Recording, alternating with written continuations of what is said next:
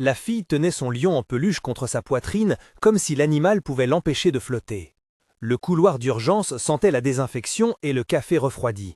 Des pas résonnaient sur le carrelage. Une infirmière tirait un chariot, et la lumière qui filtrait par la grande baie vitrée dessinait un rectangle blanc sur le sol. Anna avait 6 ans, des tresses serrées et des yeux qui regardaient le monde comme on lit une histoire à voix basse, avec sérieux. Quand on lui avait demandé si elle voulait aider, elle avait hoché la tête et pressé son lion encore plus fort. Si cette histoire vous touche, restez jusqu'au bout et abonnez-vous pour ne pas manquer la suite. Elle parle de courage ordinaire, de ce qui arrive quand la compassion heurte la puissance et de ce qui peut naître d'un petit geste. N'oubliez pas d'activer la cloche si vous voulez être informé des histoires qui font réfléchir et agir. Le premier geste d'Anna fut presque anodin, tendre la main. Dr Evelyn Hughes se rappellerait toujours de la façon dont la fillette avait posé son doigt contre l'avant-bras comme pour vérifier la texture d'une écorce. « Tu sais pourquoi tu fais ça ?» demanda Evelyn en inclinant la tête. Anna répondit par un sourire qui n'embrassait que ses yeux. « Parce que ça aide. » La chambre voisine contenait un homme que l'hôpital ne pouvait nommer à voix haute sans provoquer des murmures. Walter Hargrove, dont le nom, prononcé dans les couloirs, faisait plier l'air comme la pluie plie les branches. Il était arrivé sur une civière, pâle et silencieux, et quelque chose chez son regard, quand il avait frôlé la conscience, avait accroché le regard du personnel et des caméras qui, quelques heures plus tard, capteraient tout. On n'expliqua pas à Anna la rareté exacte du groupe sanguin. On expliqua qu'il y avait des personnes qui ne pouvaient être aidées que par d'autres dont le sang était une clé. On fit entendre que quelques personnes naissent avec une serrure particulière, et que, sans la bonne clé, la porte reste fermée. Monique regardait sa fille et voyait, dans ce mouvement d'offrande, la répétition d'une vie faite d'un saut quotidien entre la peur et la nécessité. Elle se souvenait, par éclair, des nuits où l'argent manquait, et de la promesse qu'elle se répétait, ne jamais laisser qui que ce soit prendre Anna. Voilà pourquoi elle posa la main sur celle d'Anna et acquiesça, avec la fatigue et la fierté mêlées. Le don fut raconté ensuite en fragments, par des voix hâtives et des regards qui cherchaient une compréhension. Les machines bourdonnaient, une infirmière posa un lion en peluche sur une chaise à côté d'Anna, comme pour clore un petit cercle, et Evelyn patienta à l'écart, veillant à la fillette plus qu'à l'homme. La scène, filmée par un téléphone laissé à l'entrée, capturerait le moment le plus simple et le plus explosif. Anna qui tend la main. Anna qui sourit, Walter qui arrête de lutter. La vidéo était courte, sans musique, mais elle avait une forme d'autorité. La vérité qui ne cherche pas à séduire, seulement à montrer. Le lendemain, les images se mirent à courir. Elles se collaient aux écrans, revenaient dans des titres. Une fillette sauve la vie d'un milliardaire. Le geste qui a fait vaciller la ville. On commença par parler d'Anna comme d'un symbole. Mais Monique avait reçu d'autres symboles, des plus rugueux, des lettres anonymes, des regards trop insistants, la présence soudaine d'hommes qui prenaient des photos depuis la rue. L'équipe de relations publiques de la fondation de Walter, menée par Imani Green, se déploya comme un drap propre sur la situation. Miles Gart, loyal et méthodique, appela Evelyn pour vérifier que la famille était protégée.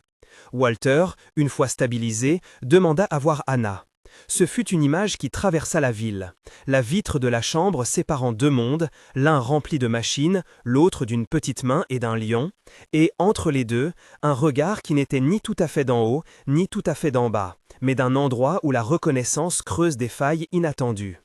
Quand il prit la parole en public pour la première fois après l'incident, Walter parla doucement, avec un mélange d'irritation pour la fragilité qu'il avait sentie et de gratitude qui semblait devoir se transformer en action. « Ce que cette petite fille a fait ne se paye pas, dit-il, la voix mesurée. On prend la vie comme on la donne. » On offrit à Monique la couverture totale des soins d'Anna, puis une proposition plus large, une initiative dédiée aux dons rares, un fonds au nom d'Anna pour ceux dont la vie dépendrait d'un geste semblable. Imani formulait des communiqués courts et clairs, Miles vérifiait les clauses du trust et les admissions. Pour Monique, qui connaissait le prix de l'aide, la proposition sonnait comme un soulagement autant qu'une porte entr'ouverte sur quelque chose de nouveau et d'effrayant. C'est à ce moment-là que Charles Brenner observa depuis la salle du conseil. Directeur de projet et défenseur de la prudence institutionnelle, il calculait le coût de chaque phrase, envisageait la fragilité de l'image publique et sentait une menace. Une fondation soudain centrée sur une histoire personnelle, une clause possible dans un trust qui modifierait l'équilibre des pouvoirs. Brenner n'était pas cruel par nature, il était prudent et sa prudence tournait souvent au contrôle. Pour lui, une surexposition risquait de transformer la philanthropie en spectacle et de mettre en péril les donateurs. Il prit des notes serrées, organisa des réunions, multiplia des emails qui parlaient de gouvernance, précédents et risques réputationnels. C'étaient ces mots, froids comme des cliquetis. Quand la machine médiatique monta en puissance, il vit dans cette montée la nécessité d'un frein. Les premiers jours devinrent un montage. Interview, communiqué, la petite Anna dessinant dans un coin pendant que les adultes parlaient chiffres et implications. On laissa à l'enfant des espaces où l'on ne parlait pas d'argent, seulement de lions et de dessins. Monique lisait des histoires à sa fille le soir, la lumière d'une lampe jetant des ombres douces sur le papier. Anna dessinait souvent un arbre. Evelyne, avec sa manière discrète, offrit un pendentif simple à Anna, un petit médaillon que Walter, à un moment d'attendrissement, fit graver. Les symboles se multipliaient. La vitre qui séparait et réunissait, le lion que l'on plaçait parfois sur la vitre pour qu'Anna voie que l'homme de l'autre côté ne serait pas une ombre, mais quelqu'un à qui elle pourrait sourciller. La viralité avait des effets secondaires dont personne n'avait pleinement anticipé l'ampleur. Des photographes commencèrent à attendre devant la modeste brownstone où ils vivaient. Des commentaires s'élevèrent, certains admiratifs, d'autres sceptiques. Dans l'ombre, Brenner entreprit une stratégie moins visible. Il identifia des failles potentielles. Le lien de parenté, des dossiers administratifs, une possible contestation du mode de protection de l'enfant. Il trouva un nom auquel on donnerait bientôt corps. Reggie Fulton, un homme qui aurait été le père biologique d'Anna. Reggie, que l'on décrivit d'abord comme un vagabond de l'histoire, réapparut de manière opportuniste, approché par des avocats conseillés par des consultants. Brenner savait qu'en amenant la question de la paternité, il pouvait semer un doute public utile. Reggie arrivait avec l'air d'un homme qui avait tout abandonné, mais sa voix était aiguë de revendication. Nous avons tous des histoires. Les siennes étaient découpées par l'absence, la colère et la promesse d'une réparation qu'il savait pouvoir négocier.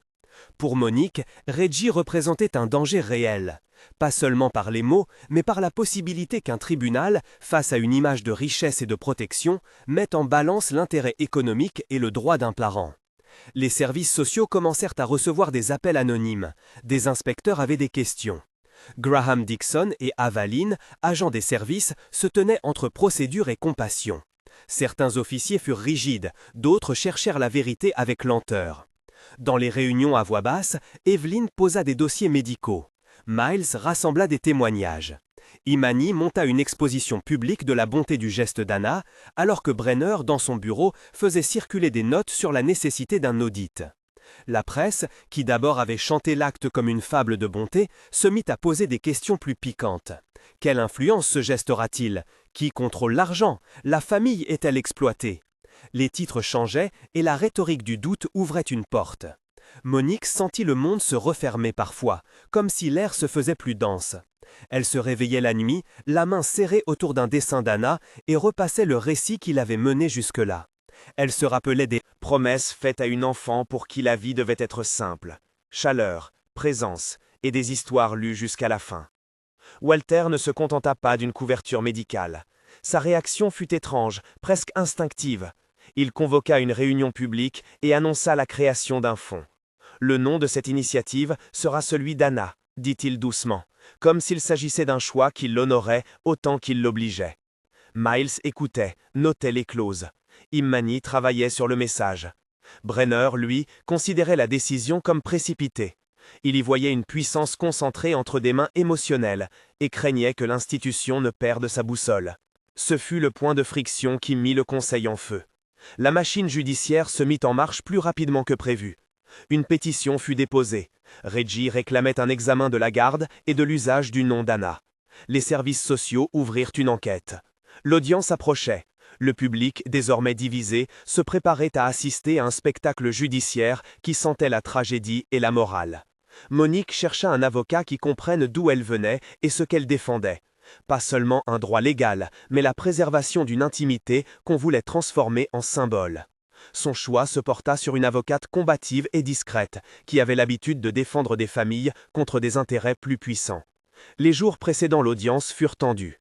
On mit en place une stratégie de transparence, Hospital Records résumés, témoignages de personnel, preuve que le don avait été consenti sans contrepartie pour Anna et que les propositions financières visaient à la protection et non à l'exploitation. Immani travailla à humaniser l'histoire dans l'espace public, racontant la relation entre Walter, Anna et Monique sans en faire un récit hagiographique. Evelyn confirma que l'enfant n'avait pas été exposé à des procédures dangereuses et présenta des rapports sur l'état psychologique d'Anna. La fillette restait stable, aimante et naturellement curieuse. Le lion restait sa compagne fidèle. Brenner contre-attaqua en semant des doutes publics, fuite de documents, insinuations sur la valeur d'un nom et sur les risques d'un précédent juridique. Il trouva des alliés parmi les administrateurs qui redoutaient de voir leur autonomie remise en question. Miles, affronté à ces manœuvres, mit en place un plan de contre-communication, centré sur la preuve et la transparence. La ville, qui avait d'abord applaudi, observait maintenant avec un mélange d'indignation et de fascination la bataille qui se préparait. La veille de l'audience, Monique resta longtemps éveillée. Anna s'endormit tôt, son lion serré contre sa joue. Monique posa le médaillon que Walter avait fait graver sur la table de chevet et regarda la fenêtre.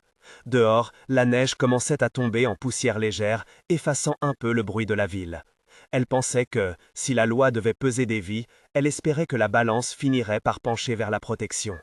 Evelyn passa la porte, posa une main sur l'épaule de la mère et dit, sans lyrisme, que ce soir tout ce qu'il fallait recueillir, ce n'était pas une victoire, mais une vérité. Anna était une enfant, ni un argument, ni un produit. Nous allons le montrer, murmura Evelyn. Le matin de l'audience, la salle était pleine d'une énergie électrique. Les journalistes tenaient des carnets, les élus observaient et des voyants apportaient des dessins d'Anna en signe de soutien. Reggie entra, encadré d'avocats, l'air indécis mais résolu. Brenner siégeait dans une rangée à l'écart, observant comme si l'histoire qu'il découpait avait été mise en scène pour lui. Miles et Immani, côte à côte, gardaient une posture mesurée. Quand la séance commença, la procédure fut brève et solennelle. On fit appel à des témoins. Evelyn parla en médecin qui protégeait d'abord un enfant. L'avocate de Monique exposa avec calme comment la proposition de la Fondation était une protection, avec procédure et clause, pas un moyen d'appropriation. Puis, au détour d'une référence, une vidéo fut projetée dans la salle. C'était une séquence que l'un des médias avait montée, montrant Anna tenant son lion, Walter la regardant à travers la vitre, puis le médaillon sur la table. Le montage, loin d'être sensationnaliste, arrêtait la salle. Même Brenner détourna les yeux. Les témoins pleuraient discrètement. Certains journalistes effacèrent le jugement préconçu pour se laisser surprendre par la simplicité du geste. Le juge, d'un coup, eut la possibilité de replacer la discussion. Était-ce un marché ou un sauvetage? La nuance était mince et la loi devait la saisir. Mais la stratégie de Brenner n'était pas seulement juridique, il avait un autre atout. Quelques heures plus tard, des extraits d'une conversation privée, une discussion interne au sein du conseil, filtrèrent. On y entendait des voix parler de limites, de risques, de précédents toxiques. Les extraits furent sortis de leur contexte et présentés comme preuve d'un plan visant à instrumentaliser l'histoire. La pression retomba, comme une rafale sur Monique et sur l'équipe de défense. Sa fatigue monta d'un cran. Reggie, encouragé par la soudaine turbulence, demanda qu'une enquête plus large fût ouverte. Le juge, déstabilisé par la perception publique et les pièces déposées, renvoya l'affaire pour complément d'enquête. Cette suspension fut un coup porté au moral de Monique, mais elle alluma aussi une solidarité souterraine. Des voisins organisèrent des veillées, des bénévoles se proposèrent pour garder Anna pendant que sa mère aurait des réunions interminables. Walter fit ce que sa fortune et son remords lui permettaient. Il exigea que la protection d'Anna ne soit pas compromise par des combats de pouvoir. Il donna des ordres fermes, il fit inscrire dans les papiers de la Fondation une clause de protection immédiate, une promesse légale de garantir la vie quotidienne d'Anna. Miles mit ces éléments par écrit et Immani lança une campagne discrète pour recentrer le débat sur la dignité de l'enfant. Mais Brenner poursuivait son œuvre. Il alimentait la machine du doute, approchait des conseillers influents et persuada certains administrateurs que l'institution serait plus forte si elle reprenait le récit en main. Les débats internes s'envenimaient.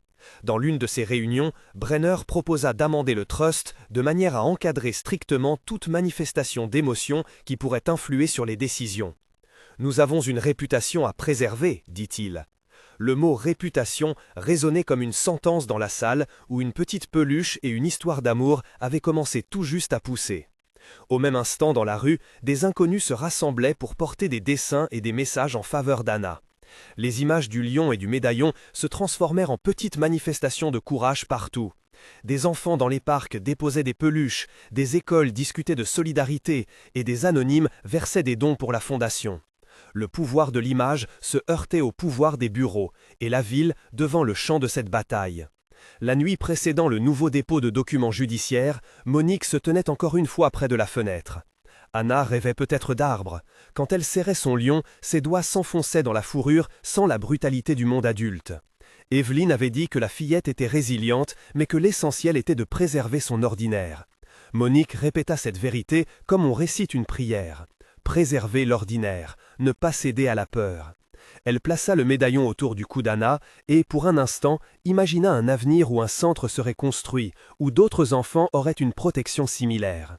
Elle se surprit à murmurer un merci au silence, à la neige, à la main qui, un jour, avait tendu une aide. Au petit matin, Miles apporta des documents qui, il l'espérait, cloraient la boucle.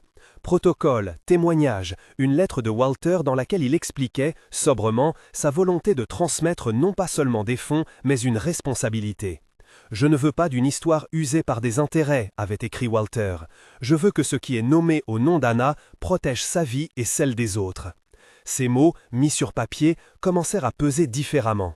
Ils donnèrent de l'oxygène à ceux qui, comme Imani et Evelyne, voulaient ancrer la compassion dans des garanties pratiques. Pourtant, la route restait dangereuse. Reggie cherchait à faire reconnaître des droits. Brenner recrutait un cabinet qui savait comment tordre les procédures à son avantage. Des voix anonymes criaient à l'exploitation. Et au milieu de ces manœuvres, Anna continuait de dessiner son arbre, de jouer avec son lion, d'ignorer la complexité des stratégies, confiante dans l'idée simple que le monde pouvait répondre à une main tendue par une autre. La bataille médiatique et juridique était loin d'être terminée. Les prochaines heures promettaient des révélations, des contre-déclarations et peut-être la mise en place d'un amendement du trust qui scellerait ou non la protection d'Anna. Alors que la pluie transformait la ville en miroir, Monique prit l'enfant dans ses bras, ferma les yeux un instant et promit que, quoi qu'il advint, elle ferait en sorte que la peluche reste intacte, que l'arbre continue de pousser sur les dessins d'Anna et que la vitre, un jour, ne soit plus un mur, mais une fenêtre ouverte sur quelque chose de stable et de doux. Le téléphone sonna, annonçant que de nouveaux documents venaient d'arriver au cabinet de l'avocate. La prochaine audience se profilait comme la clé d'une suite dont dépendrait la vie quotidienne d'une petite fille. La salle d'audience ouvrit sur un bruit sourd de bottes et de parapluies. L'humidité de la tempête avait laissé sur les bancs des traces d'eau, des empreintes de pas pressés. Des bénévoles déposèrent, à l'entrée, des piles de dessins pliés. Des peluches furent consignées au vestiaire par respect de la procédure. Les journalistes se postèrent derrière la barrière, chuchotant des titres et des pronostics. Dans un coin, des enfants tenaient des banderoles aux couleurs vives, leurs visages encore mouillés de pluie, mais fiers de porter la petite image du lion. Monique entra la première, serrant Anna contre elle. La fillette avait son lion et le médaillon, et regardait la grande salle avec l'étonnement tranquille des enfants qui ne comprennent pas tout, mais sentent que quelque chose d'important se joue. Evelyne, au bras de Miles, apportait des dossiers soignés. Imani, vêtue d'un manteau sombre, tenait une liasse de papier où l'on voyait, en marge, des annotations serrées. Extraits du trust, copie des lettres de Walter, témoignages d'employés, photos des dessins d'Anna. Reggie avait tout à la main, rapports, références légales, et son regard oscillait entre la préoccupation et l'espoir. Brenner arriva avec une escorte plus formelle. Son sourire glacial ne quittait pas son visage. À côté de lui, les avocats du cabinet qu'il avait recruté s'installaient, le pas assuré de ceux qui connaissent les arcanes des procédures et le pouvoir des formulations bien placées. Ils déposèrent un supplément, une proposition d'amendement au trust. Les mots, à l'encre noire, résonnaient étrangement secs. Encadrement des manifestations émotionnelles dans les communications et actes relatifs aux bénéficiaires. Une clause qui parlait de contrôle, de limite, de protection de la réputation. Pour Brenner, c'était l'argument le plus net. Transformer le débat autour d'Anna en un exercice de gestion. Le juge entra. C'était une femme d'âge mûr, aux yeux vifs. Elle avait vu, par ses fonctions, la fragilité des positions humaines quand elles se cristallisent en procédure. Elle parcourut les documents posés devant elle et posa une question simple, nette. « Nous allons entendre les parties. Nous commencerons par la fondation. Que demandez-vous » Le porte-parole de la Fondation parla d'abord. Il donna un résumé administratif, parla de diligence, de conformité, de devoir fiduciaire. Ces phrases étaient huillées, mais vides de chaleur. Puis vint Brenner. Il ne parla pas d'Anna comme d'une enfant, mais comme d'un risque à contenir, une histoire qui pouvait nuire aux objectifs philanthropiques si instrumentalisée par des pressions externes.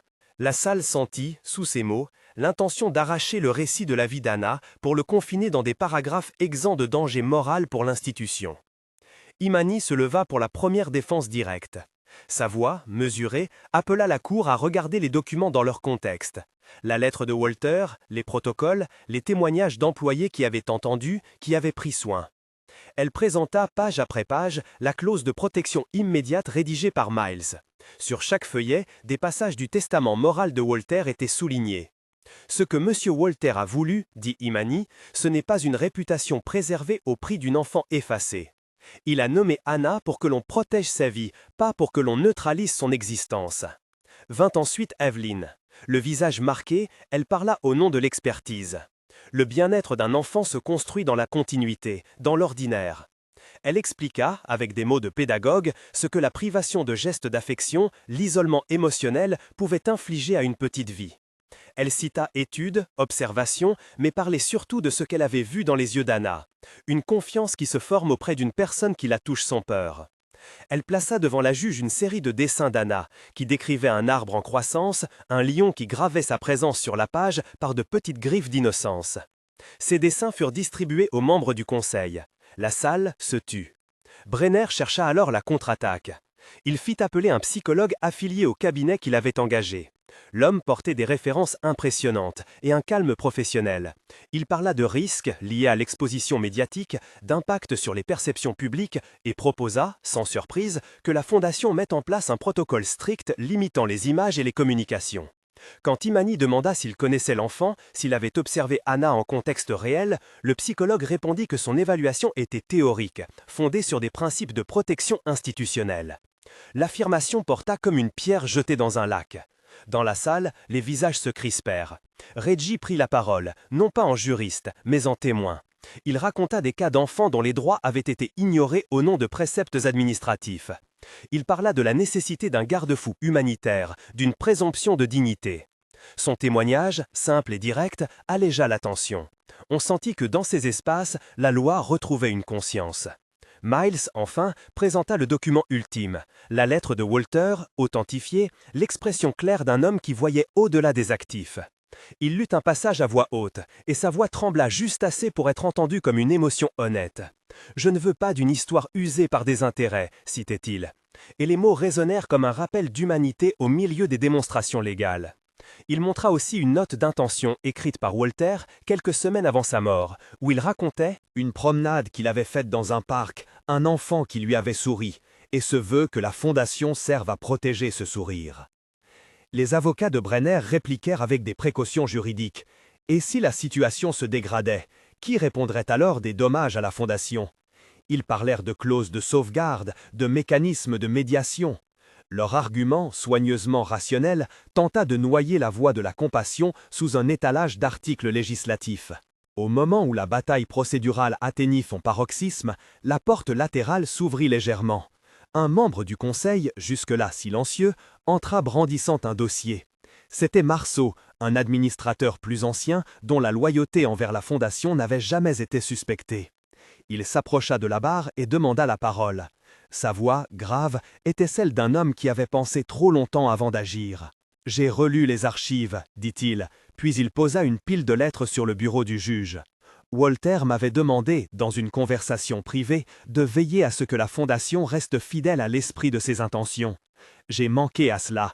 Je suis ici pour réparer mon erreur. » Le dossier contenait une note manuscrite de Walter, plus intime que la lettre publique, une phrase griffonnée dans la marge d'un carnet. « Veillez sur ceux que l'on nomme, ne faites pas de la réputation un mur. » L'arrivée de cette confession changea la dynamique. Brenner pâlit, tandis que des murmures parcoururent l'Assemblée. Marceau déclara qu'il voterait contre toute mesure visant à museler les manifestations d'affection et qu'il soutiendrait la clause de protection immédiate telle que proposée par Miles. La juge, attentive, posa des questions de procédure, mais montra aussi un intérêt marqué pour l'impact humain. Elle demanda des précisions sur ce que signifierait concrètement l'amendement proposé par Brenner. Qui déciderait ce qui était émotion acceptable? Sur quels critères? Comment une institution pourrait-elle évaluer une larme, un dessin, un geste de tendresse? Les avocats de Brenner se retrouvèrent à expliquer un dispositif qui, mis en mots, paraissait absurde, presque kafkaïen. Pendant la pause, Monique s'assit un moment dans un renfoncement, et Anna sortit un crayon. Elle dessina une porte sur laquelle un soleil perçait. « Une fenêtre », murmura Monique, « pas un mur ». La phrase sembla rebuter les esprits fatigués, comme si la simplicité d'une image rappelait à tous ce qui était en jeu. À la reprise, un nouveau document fut présenté. Une pétition signée par des centaines de personnes, des familles, des associations, des enseignants, des voisins. Des photos montraient des rassemblements dans des parcs, des dessins d'enfants accrochés à des arbres, des peluches déposées sur des marches.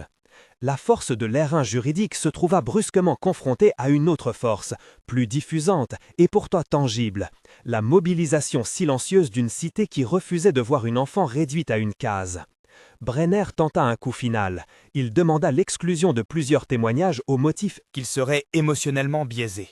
Il proposa que les décisions sensibles soient prises par un comité restreint de spécialistes loin des pressions publiques. La juge prit note. Elle voulut savoir si un tel comité existait déjà. On répondit que non, seulement des propositions. Elle eut un long instant de silence, comme si elle pesait une réponse qui engagerait plus que les parties présentes.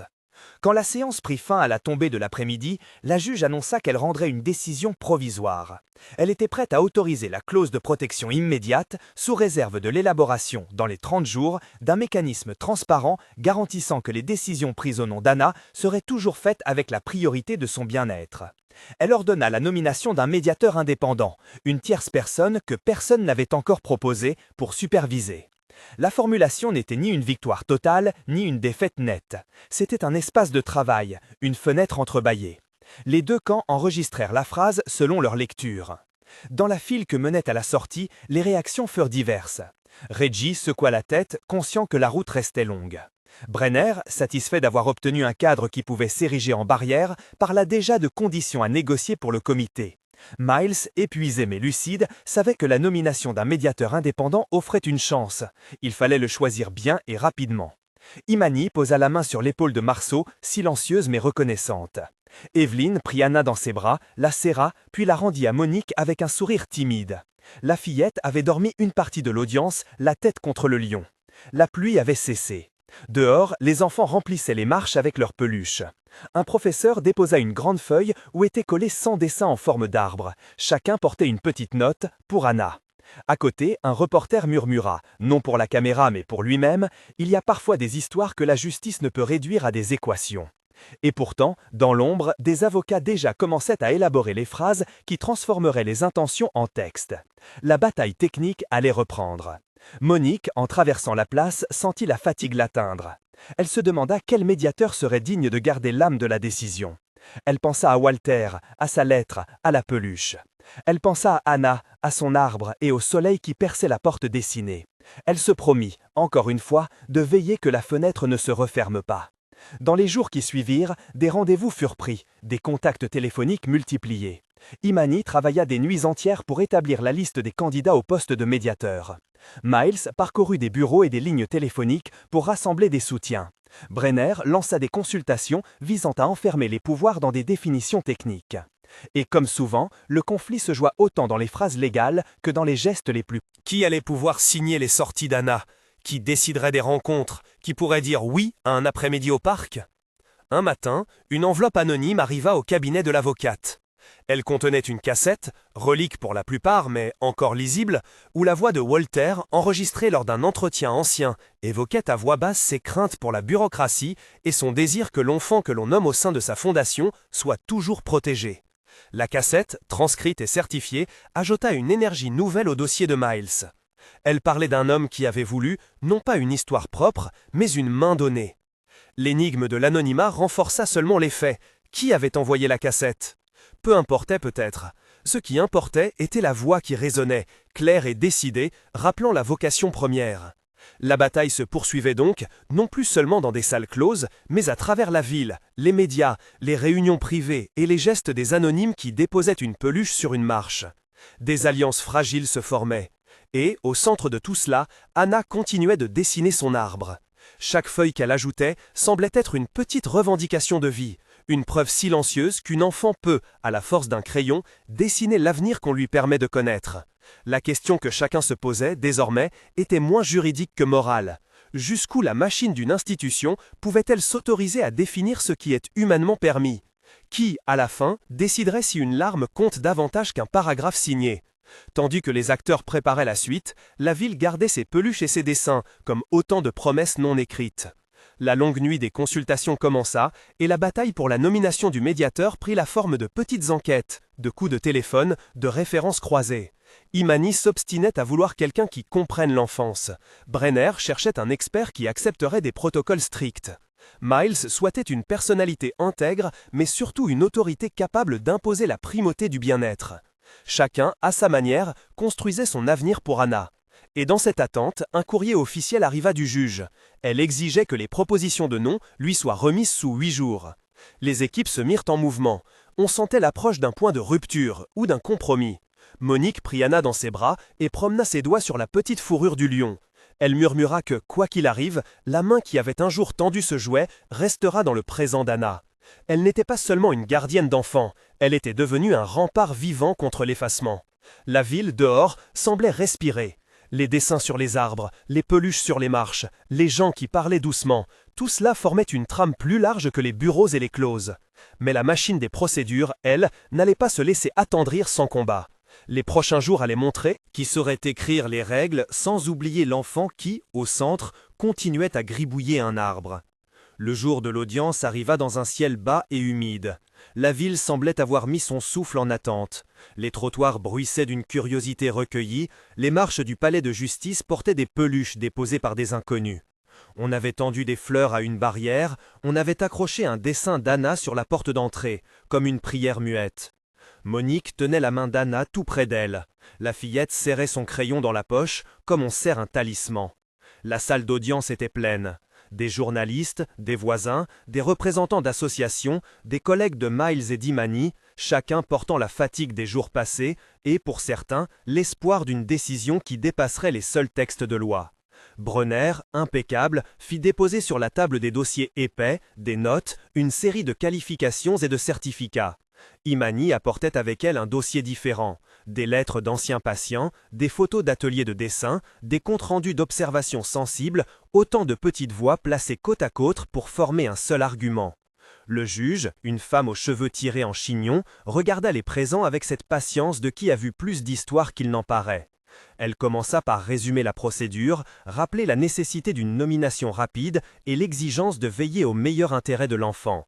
Puis, plus bas, elle demanda « Qui, parmi vous, propose un médiateur capable d'entendre une enfant de 5 ans ?» Brenner prit la parole le premier. Sa voix était mesurée. Il parla de procédure, de garantie, d'indépendance. « Il nous faut quelqu'un qui respecte des protocoles stricts, Madame la juge, quelqu'un dont les décisions puissent être reproduites et contrôlées. » Il exhiba des références, des certificats de formation, des lettres d'appui d'experts.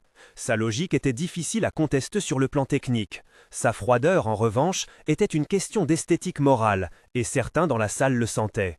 Imani répliqua en parlant moins de titres que d'instants, d'une auxiliaire qui, en relayant une chanson, avait réussi à faire rire Anna, d'un après-midi où la fillette avait accepté pour la première fois de laisser quelqu'un la porter.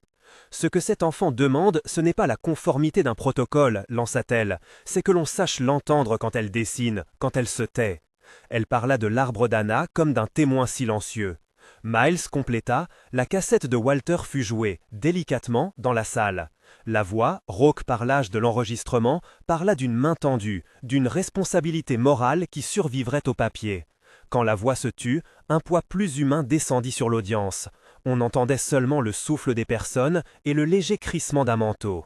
Alors la juge posa une question que personne n'avait osé formaliser jusque-là. « Voulez-vous entendre Anna ?» Silence. Monique leva les yeux. Elle consulta l'enfant d'un regard rapide, comme pour sonder une mer intérieure. Anna, qui jusque-là avait joué avec la cravate en soie de Miles et regardait les dessins collés au panneau, leva lentement la tête. Sa bouche forma un petit mouvement, comme une hésitation. Puis, sans rien dire, elle fit signe qu'elle voulait parler. Ce geste suffit à faire vaciller la rhétorique établie. La procédure se trouva confrontée à un être qui n'entendait pas des arguments, mais des présences. On aménagea un coin dans la salle, un petit fauteuil, 2 peluches, le lion et un ours gris que Monique avait apporté, une palette de crayons. Anna s'assit. Sa main tremblait un peu quand elle sortit son carnet. Elle dessina sans regarder personne, avec des traits sûrs, rapides, comme si la main savait déjà ce que le cœur voulait dire.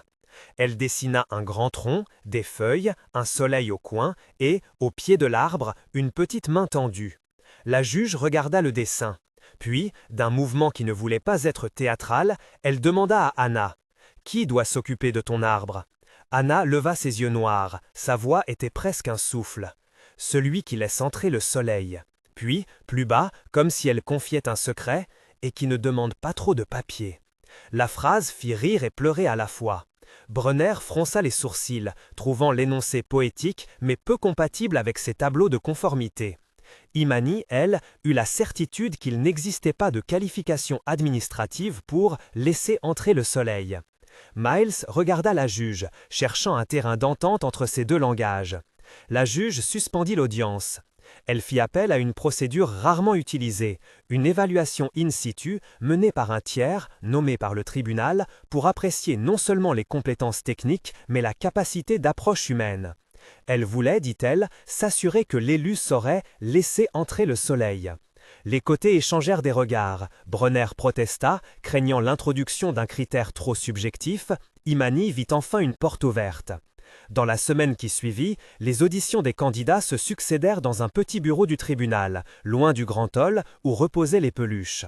Les candidats vinrent avec leurs CV, leurs recommandations, leurs formules professionnelles. Certains parlaient bien, mais regardaient rarement Anna. D'autres avaient une douceur qui se perdait dans l'absence d'encadrement institutionnel. Miles organisa les rencontres avec la précision d'un chef d'orchestre, demandant à chaque postulant de venir au moins une fois en présence d'Anna et de Monique. Un jour, une femme arriva au cabinet sans publicité, sans lettre d'appui publique. Elle avait les mains rugueuses d'une vie faite d'écoute et non de certificat. On l'avait trouvée, disait-on, par une connaissance d'Imani, Hélène Dumas, retraitée d'un service d'aide sociale, connue pour son talent à traduire les silences. Elle ne brandit pas de diplôme, elle parla peu. Elle prit le lion de peluche, regarda comme on regarde une personne, puis lui parla à voix basse. Anna, d'abord méfiante, se détendit. Hélène s'assit sur le sol, dessinant à côté d'elle des feuilles, puis laissa Anna tracer la forme d'une porte. Quand elle se releva, elle dit seulement « Les enfants ne demandent pas le monde, ils demandent un chemin ». Ce geste simple fit basculer plusieurs opinions. Là où Brenner voyait un manque de structure, d'autres découvrirent une capacité rare à faire exister l'enfant dans la procédure. Miles, pragmatique, nota cependant qu'il faudrait encadrer tout cela par une charte, par des limites claires sur les responsabilités. Imani et Monique réclamèrent qu'on mesure la capacité d'Hélène à conjuguer douceur et décision. La juge accepta de lui donner une chance. Alors que tout semblait prendre une direction nouvelle, un avocat du camp opposé fit une manœuvre destinée à freiner le processus. Il demanda des vérifications supplémentaires, des antécédents professionnels et fit valoir que la célérité ne pouvait primer sur la sécurité juridique. La requête alarma certains soutiens publics. Des voix s'élevèrent dans la ville, accusant la machine administrative de vouloir reprendre son calme au détriment d'un enfant. On parla de manifestations silencieuses, de peluches en plus sur les marches, d'une lettre ouverte qui circula, signée par des voisins, des éducateurs, des employés de la fondation de Walter. Ce mouvement d'opinion finit par atteindre la juge, qui sembla mesurer que la décision ne la concernait pas seulement elle, mais aussi la communauté qui regardait. La date de la nomination approchait. Dans les derniers instants, Miles rassembla des témoins. La cassette anonyme fut complétée par des témoignages d'anciens collaborateurs de Walter qui confirmèrent son intention de protéger Anna d'une manière concrète et humaine. Imani présenta un plan pour encadrer l'action du médiateur, prévoyant des points de contrôle trimestriels, l'accès à un réseau de soutien psychologique et un comité citoyen consultatif. Brenner, pour sa part, acheva par une requête formelle, que toute décision soit assortie de critères précis de responsabilité. La juge prit connaissance de tous ces éléments avec la lenteur d'une conscience devant un choix lourd. Elle avait entre ses mains des certificats, des croquis d'enfants, une voix enregistrée qui parlait d'un geste de tendresse et l'ardeur d'une ville qui s'était soudain révélée attentive. Elle se leva, la salle retint son souffle, et elle déclara qu'elle rendrait sa décision le lendemain à la première heure. Cette nuit-là, la ville eut un sommeil étrangement poli. Les peluches semblaient veiller, les dessins restaient accrochés à la porte du tribunal comme des enseignes d'une humanité plus ancienne que la paperasse. Monique veilla auprès d'Anna, ne fermant pas l'œil, mais se contentant d'écouter la respiration régulière de l'enfant. Imani relut des notes, Miles corrigeait des formulaires, Brenner réécrivait des paragraphes. Chacun, à sa manière, se préparait à l'aube prochaine, qui ne serait pas seulement celle d'une décision juridique, mais peut-être, si les choses prenaient un sens, celle d'une façon nouvelle d'entendre ce que demande un enfant. Être fragile. Quand l'aube toucha les vitres, tout le monde retourna au palais. L'air avait un goût de pluie récente. Les peluches sur le parvis semblaient plus nombreuses, agglutinées comme une petite ville de feutre. La juge entra enfin, les dossiers serrés contre sa poitrine. Elle regarda autour d'elle, comme si elle cherchait un témoin invisible. Puis, calmement, elle prit la parole pour énoncer un verdict qui, espérait-on, ne se bornerait pas à des mots.